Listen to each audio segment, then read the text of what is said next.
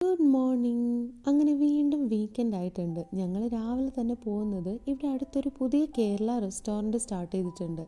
അപ്പോൾ അവിടെ നിന്നാക്കാം ബ്രേക്ക്ഫാസ്റ്റ് എന്ന് കരുതി. ഞങ്ങളുടെ അപ്പാർട്ട്മെൻറ്റിൽ നിന്ന് ഒരു 10 മിനിറ്റ് ഡ്രൈവ് ചെയ്തപ്പോൾ തന്നെ റെസ്റ്റോറൻറ്റിൽ എത്തിയിട്ടുണ്ടായിരുന്നു. ഇവിടുത്തെ ഒരു ആംബിയൻസ് എനിക്ക് കണ്ടപ്പോൾ തന്നെ ഒത്തിരി ഇഷ്ടമായിട്ടുണ്ടായിരുന്നു. നല്ല വലിയ വലിയ മരങ്ങളൊക്കെ അങ്ങനെ തന്നെ നിർത്തിയിട്ടാണ് ഈ ഒരു റെസ്റ്റോറൻറ്റ് അവർ സെറ്റ് ചെയ്തെടുത്തേക്കുന്നത്. എന്തായാലും എനിക്ക് നല്ല ഇഷ്ടപ്പെട്ടു.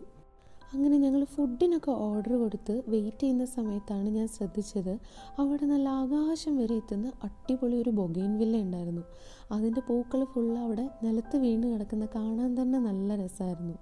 ഇരിക്കാനായിട്ട് അകത്തും പുറത്തും ചെയർസ് സെറ്റ് ചെയ്തിട്ടുണ്ടായിരുന്നു. നല്ല ഷെയ്ഡൊക്കെ ഉള്ളത് കൊണ്ട് തന്നെ ഞങ്ങൾ പുറത്തെ സീറ്റിലാണ് ഇരുന്നത്. അങ്ങനെ രാവിലെ തന്നെ ചായ കുടിച്ച് ബ്രേക്ക്ഫാസ്റ്റ് സ്റ്റാർട്ട് ചെയ്തു. ഇന്ന് ബ്രേക്ക്ഫാസ്റ്റിന് ഓർഡർ ചെയ്തത് അപ്പവും ചിക്കൻ റോസ്റ്റും ആയിരുന്നേ.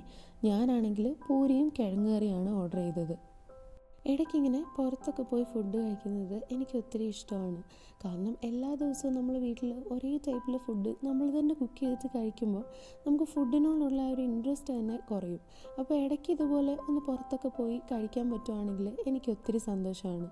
ഓടിക്കളിക്കാൻ ഒരുപാട് സ്ഥലമുള്ളതുകൊണ്ട് അവർ രണ്ടുപേരും നല്ല ഹാപ്പി ആയിരുന്നു. കുറച്ച് നേരം കളിച്ച് കഴിഞ്ഞിട്ട് അവിടെയുള്ള ബൊഗെയിൻ വില്ലയുടെ ഫുള്ള് പൂക്കളും പെറുക്കിയെടുക്കുന്ന കളിയായി അടുത്തത്.